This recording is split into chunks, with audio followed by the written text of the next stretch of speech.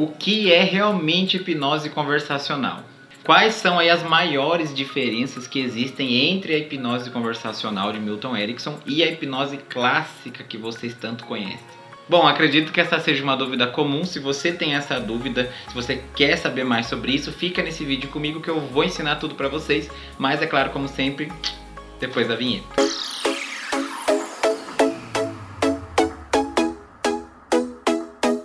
Fala pessoal, bem-vindos a mais um vídeo do canal Hipnoanálise. Meu nome é Henry Dávila. As minhas redes sociais estão aqui na descrição. Eu sou professor de hipnose e psicanálise e nesse canal a gente fala sobre vários assuntos relacionados à mente humana, saúde mental, mas principalmente sobre hipnose. Lembrando, como sempre, que eu tenho um curso completo gratuito que está aqui na descrição com certificado, tá? São mais de 50 aulas ali completinhas para você que não sabe nada de hipnose, sair hipnotizando todo mundo por aí. E se você já faz hipnose, esse curso também pode te dar algumas dicas, alguns macetes aí que você talvez não conhecesse. Vou deixar o card aqui da playlist do curso, mas se vocês quiserem também pode clicar aqui no primeiro link da descrição. Bom, e como eu vejo que o pessoal aqui tem gostado muito dos vídeos de hipnose conversacional, eu venho trazer aqui, vou tentar trazer assim mais conteúdo sobre o assunto aqui para vocês. Um curso propriamente acho que seja um pouco difícil, não vou dizer que é impossível, mas pelo menos aí alguns conteúdos sobre hipnose conversacional eu vou tentar trazer bastante aqui para vocês. Como o vídeo de hoje, que também é sobre hipnose conversacional. Bom, vocês devem saber, né, que a hipnose conversacional nasceu ali com o Milton Erickson, né, ele que desenvolveu ela e foi um grande precursor aí da hipnose, apesar de a gente não falar tanto dele na hipnose clássica, né, porque a abordagem dele é totalmente diferente, mas em vários conceitos que eu já passei aqui, eu falo bastante da hipnose conversacional, mesmo que sem necessariamente mencionar que é correlacionado a ela. Então vamos lá para a definição, né? Como que Erickson definia ali a hipnose conversacional, para a gente partir daí e começar a destrinchar essas diferenças. Bom, Milton Erickson definia a hipnose conversacional como uma forma de indução hipnótica que ocorre naturalmente no contexto de uma conversa. Ele acreditava que a hipnose não era algo tipo artificial ou separado da experiência humana, mas um estado natural de foco e receptividade que poderia ser acessado indiretamente através de comunicação cotidiana. É mais ou menos assim, a ideia da hipnose conversacional é como se, imagina que o Erickson enxergava a pessoa como se o problema que ela tem fosse na verdade um chamado transe tóxico. Então ela estava já focada numa ideia, ela já estava hipnotizada, por assim dizer, com uma ideia. E a ideia dele com a terapia de hipnose conversacional seria na verdade deshipnotizá-la, dar uma nova realidade para ela, um novo foco, onde ela sairia daquele foco ruim, né, daquele problema que ela tem, e fosse para uma realidade melhor, uma realidade onde ela é mais saudável, onde ela não tem aquele problema. Isso é claro, falando de maneira assim bem superficial. No último vídeo que eu postei, que tá aqui, né, sobre 3 segredos aí da hipnose conversacional, eu dou exemplos disso, né, de como a pessoa estava focada em uma coisa e a gente dá outra coisa para ela focar e aí o cérebro vai começar a passar a focar nessa nova coisa e deixar de focar na anterior.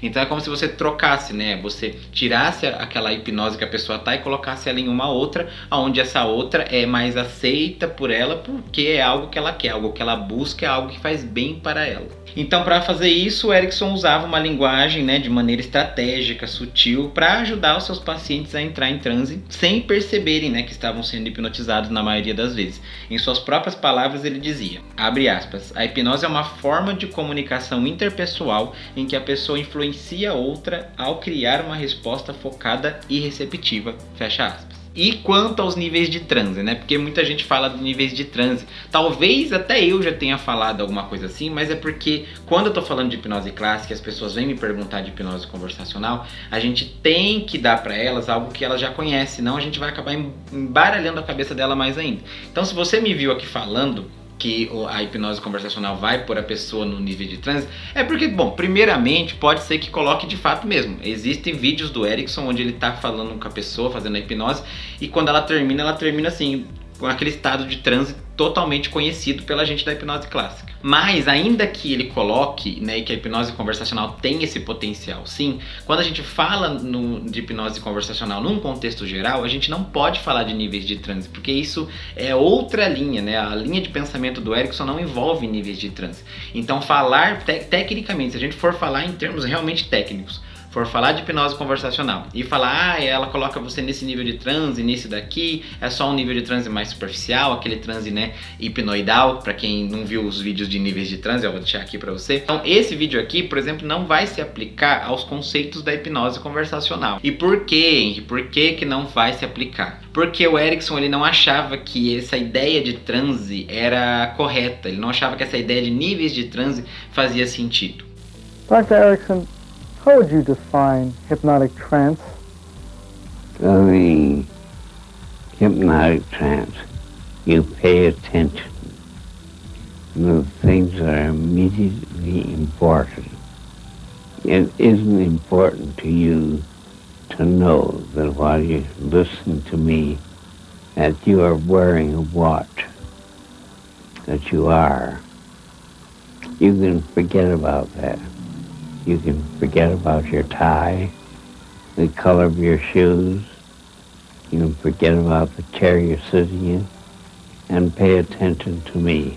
Or you can let your mind wander wherever you wish. In trance state, you focus the attention to the important things. And that's why in therapy, you focus the patient's attention where it should be focused and where he can call forth memories that he'd long forgotten. A hipnose ericksoniana tem um conceito de colocar a pessoa em downtime. Ou seja, voltado para si mesmo, largar a realidade que você está focado aqui agora e trazer uma outra realidade subjetiva para você focar, né? Sabe quando eu fiz aquele vídeo lá falando sobre exemplos de transe do dia a dia, quando você está procurando óculos com óculos na cabeça, quando você está lendo um livro, quando você está vendo um filme? Todos esses exemplos, gente, não são de hipnose clássica. Esses exemplos de transe são exemplos de hipnose conversacional, uma hipnose disfarçada, né? Esses exemplos são mais voltados à hipnose conversacional, porque é uma hipnose realmente disfarçada, uma hipnose do dia a dia que você não percebe que está acontecendo, você não vê o processo acontecendo ali. Uma coisa que o Erickson falava muito também era sobre buscar recurso. E o que seria, Henry, recurso nesse momento? Recurso significaria, nesse caso, que você tem aí em você, tem na sua mente o necessário para sair dessa realidade que você se colocou, ou que você permitiu que te colocassem. Só que você não consegue ter acesso a isso naturalmente, né? Isso não é um acesso consciente. Então a hipnose conversacional vem por meio dessa linha de terapia conseguir trazer para você esse recurso que está aí dentro escondido, trazer para o consciente, trazer para o aqui e o agora, né? E fazer você conseguir acessar o que você está necessitando. E o inconsciente para Erickson não é igual aquele inconsciente que eu ensino para vocês no curso de hipnose clássica, por exemplo, ou mesmo o inconsciente de Freud. Para Milton Erickson, o inconsciente era tudo, absolutamente tudo que você não está prestando atenção agora. Então qualquer coisa que não é o seu foco neste exato momento é o inconsciente. A gente tem aquela teoria que fala que a gente só consegue armazenar 7 informações diferentes de cada vez, né? Algumas pessoas talvez um pouco mais, outras um pouco menos, mas é por aí. Então, nesse caso, essas 7 informações são o consciente. Tudo aquilo que não está sendo usado naquele momento passa a ser inconsciente, independente se a pessoa sabe que aquilo existe ou não sabe que aquilo existe. Então o Erickson ele separa de uma maneira assim, bem prática o inconsciente e o consciente dessa forma. E não tem como a gente falar de níveis de transe, porque quem trouxe essa ideia de níveis de transe foi justamente os estudiosos da hipnose clássica, né? Então eles que trouxeram isso daí, eles trouxeram esse conceito que a gente usa até hoje, sim, que eu acredito, eu sei que funciona, eu sei na prática, né, que realmente existem, mas ele não é muito aplicável para a hipnose conversacional, até porque a gente não vai trabalhar ali com técnicas que precisam desse ou daquele nível de transe, como na hipnose tradicional, né, na hipnose clássica a gente precisa. Então realmente vai ser totalmente dispensável esse conceito e até mesmo a ideia de profundidade ou não de um transe. Então essa já começa sendo um dos maiores pontos de diferença entre a hipnose clássica e a hipnose ericksoniana. A hipnose ericksoniana conversacional não tem níveis de transe, não trabalha com níveis de transe, esse conceito não se aplica para ela. Que já é uma grande diferença se a gente comparar com a hipnose clássica, porque isso é extremamente importante para a hipnose clássica. Algumas técnicas, inclusive, se a gente for falar de estados Dale, né, não tem como não falar de níveis de transe, e é uma coisa que para hipnose conversacional realmente não faz nenhum sentido.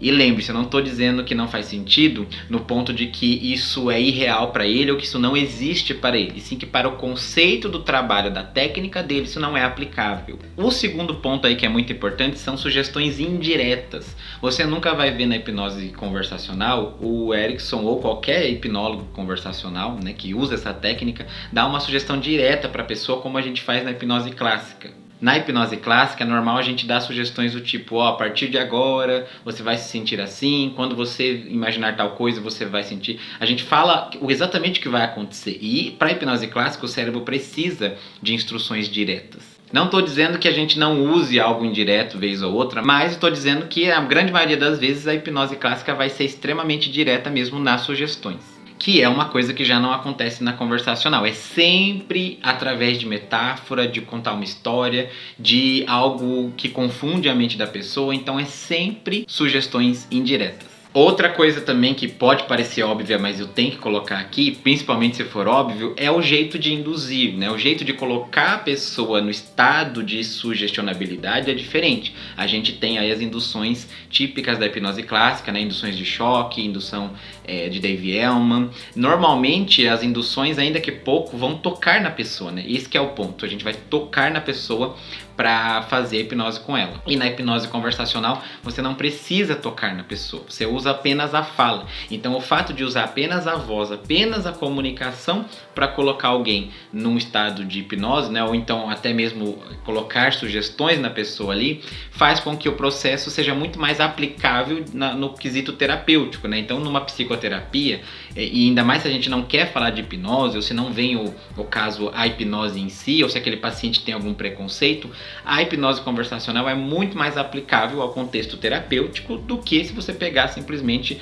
aí uma hipnose clássica onde teria que tocar na pessoa, teria que propriamente explicar que vai fazer hipnose, porque não tem como você fazer hipnose clássica sem que a pessoa perceba. Então é muito mais aplicável ao mundo terapêutico a hipnose conversacional nesse contexto, né? Não estou dizendo que você não possa avisar para a pessoa ou falar que você é hipnoterapeuta e fazer a técnica de hipnose com ela, até mesmo porque pessoas pedem por isso. Mas se ela não quer, se não é o foco, se você não quer necessariamente apresentar a hipnose para ela, mas você precisa embutir uma sugestão, a hipnose conversacional segue aí sendo muito mais útil nesse caso. E antes de eu falar o último aqui, não se esqueça de se inscrever no canal, deixa o seu like que me ajuda bastante, comenta aqui embaixo se você gostou do vídeo, que vídeo você quer que eu grave na próxima, ou se você tem alguma curiosidade sobre a hipnose conversacional, deixa aqui também que talvez eu grave um vídeo sobre isso. Bom, eu vou falar o último, mas na verdade não é o último, eu poderia ficar falando aqui muitas coisas de diferença, porque elas são extremamente diferentes, mas eu tô pontuando aqui aquilo que eu acredito que as pessoas mais vão se interessar em saber que existem de diferente. E o último ponto que eu vou falar aqui é sobre resistência. Nesse vídeo aqui, sobre os 3 tipos de hipnose que existem, né, que são eles hipnose clássica, conversacional e a não verbal. Na não verbal, a gente já pode dizer que não existe resistência. Não no sentido de, qualquer pessoa que eu quiser. Mas se a pessoa se propõe a vir pra lá, ainda que totalmente descrente, e ela fique posicionada no lugar ali, já vai acontecer. Muito difícil não acontecer. Eu não vou falar que é impossível, é muito difícil não acontecer, porque a gente não vai usar nada racional que ela possa, né, que a consciência dela racional possa querer quebrar. Então a gente fala que a hipnose não verbal praticamente não existe resistência. Quando a gente fala de hipnose clássica, a resistência já é muito mais alta, porque se a pessoa não for predisposta a ser hipnotizada, né, se ela já não for geneticamente predisposta, existe já uma dificuldade natural de colocar ela em transe, diferente de uma pessoa que já é sonambúlica, né, que entra muito fácil. E inclusive com esses nomes sonambúlicos e tudo mais, se aplicam a níveis de transe, por isso esses nomes também não são aplicáveis na hipnose conversacional. Uma pessoa que seja sonambúlica não necessariamente vai ter o mesmo benefício na hipnose conversacional, porque não trabalha com níveis de transe. Então, na hipnose clássica já é mais fácil você encontrar resistência, por isso que a gente sempre pede para vocês praticarem com pessoas desconhecidas, né? Porque com pessoas conhecidas a resistência pode ser muito maior por já te conhecer. E na hipnose conversacional, eu diria que é tão difícil de acontecer quanto na hipnose não verbal, mas também é bem mais difícil, porque a pessoa não vai saber o que você vai estar fazendo ali. Lógico que ela pode se rejeitar a conversar com você, a entrar meio que na onda que você está trazendo para ela, né, no tipo de assunto, ela pode realmente, isso não tem como você comandar. Mas se a pessoa está também disposta ali a conversar com você, a passar no processo, vai ser bem difícil haver resistência, porque não vai ter uma sugestão direta para ela bloquear. Então você vai estar conversando com ela, você vai estar tendo um diálogo com ela, e nesse diálogo vão ter ideias embutidas. Se ela não se rejeitar a conversar com você, ou de realmente responder as suas perguntas e buscar ali na mente dela aquilo que você está pedindo, que você está conversando, não vai ter resistência também. Então a resistência para a hipnose conversacional é bem baixa, e isso atrai muito os olhos daquelas pessoas que têm medo de fazer hipnose por conta da pessoa, o fenômeno não acontecer, né? Tipo, e se ela não colar a mão? E se ela não esquecer o nome? Então, como a gente está falando de hipnose conversacional, de ideias embutidas ali de maneira subjetiva, não vai ter como você ter essa sensação de falha, porque não existe em nenhum momento em que você vai precisar testar aquilo lá, entende? Bom, gente, essas são as maiores diferenças aí que existem. Expliquei o que é hipnose conversacional aí pra vocês. Trouxe os principais tópicos aí de diferença entre elas, mas tem muito mais, tá? Se vocês quiserem, talvez eu grave uma parte 2 com mais diferenças, porque realmente, ó, tem muitas e muitas diferenças entre elas, mas aqui eu quis focar só nas mais importantes, na minha opinião mesmo. Eu vou ficando por aqui, não se esqueça de curtir o vídeo, deixar o seu comentário, se inscreve no canal, e eu vejo vocês no próximo vídeo, na próxima aula do canal Hipnoanálise. E até mais!